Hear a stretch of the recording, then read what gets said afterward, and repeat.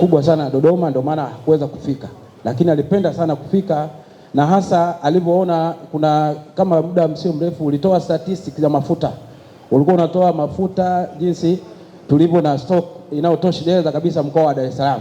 Hasa alisema kabisa kwamba huyu mkuu wa mkoa amefanya jambo ambalo sasa ndio yenyewe sasa.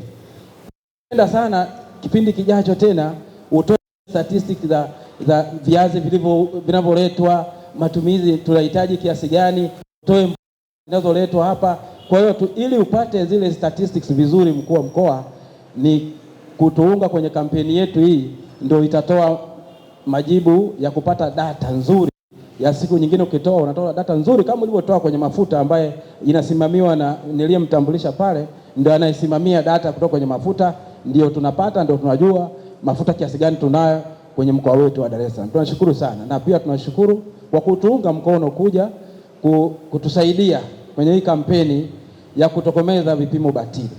Mkuu wa mkoa, siku ya tarehe 20 kila mwaka mwezi wa 5 huwa ni siku ya vipimo duniani. Hii ni sherehe ambayo inafanyika kila mwaka. Sisi huwa tunaianza wiki moja kabla, tunaita wiki ya vipimo. Kinachofanyika hapa inafanyika ndani ya wiki ya vipimo. Kinachofanyika hapa mkuu wa mkoa inafanyika ni siku ya vipimo. Tunafanya hivi ili kuhamasisha watu wawe na uelewa mzuri wa kutumia vipimo kwenye biashara yetu. Wananchi ambao ndio wanunuaji au wateja waelewe umuhimu wa kutumia vipimo kwenye biashara. Wauzaji waelewe umuhimu wa kutumia vipimo kwenye biashara. Kila kitu kiuzwe kwenye vipimo. Tunataka mteja atoe pesa ambayo inalingana na thamani ya kile unachompa kama mfanyabiashara. Asitoe kingi ukampa kidogo. Atoe kile ambacho inalingana na kile ambacho unampa. Ndio maana tunataka tutokomeze vipimo batili. Tunataka kama ni lita iwe ni lita, kama ni kilo iwe ni kilo, kama ni mita iwe ni mita. Atoe pesa inayolingana na mita aliyopewa. Ukimpa mita moja ijulikane ni mita moja ni shilingi ngapi. Kama ni 1000 atoe 1000. Asitoe 1200 kwa kitu ambacho anatakiwa atoe kwa 1000. Kwa hiyo vipimo sahihi ndio tunachosisitiza. Inasaidia kwenu wafanyabiashara, inasaidia kwa serikali.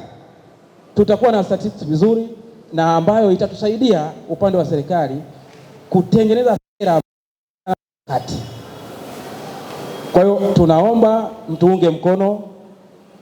Sisi tuko tayari kusimamia vipimo muda wote viwe sahihi. Kwa hiyo wananchi tunaomba mtuunge mkono, wafanyabiashara tunaomba mtuunge mkono, na wanunuzi ambao wateja, sisi tuko tayari kulinda maslahi yenu.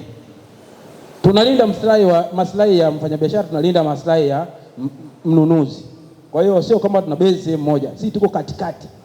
Kazi yetu ni kutenda haki kama alivyosema mchungaji askofu hapa. Sisi kazi yetu ni kusimamia haki. Kwa hiyo naomba mtuunge mkono kwenye kampeni yetu ambayo itahitimishwa siku ya tarehe 20 pale Dodoma, na itakuwa ni sherehe ya kitaifa.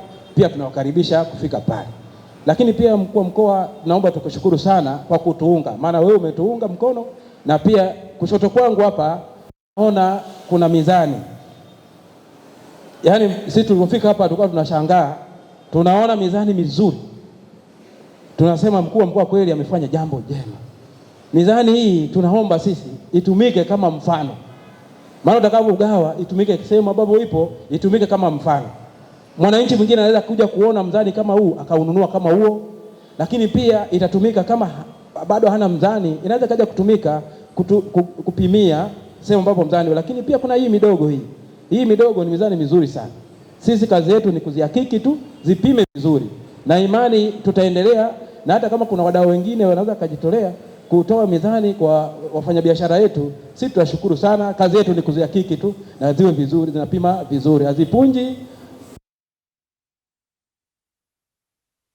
Mheshimiwa, ishia hapo, lakini tunashukuru sana. Naomba nirudishe mic. wa MC.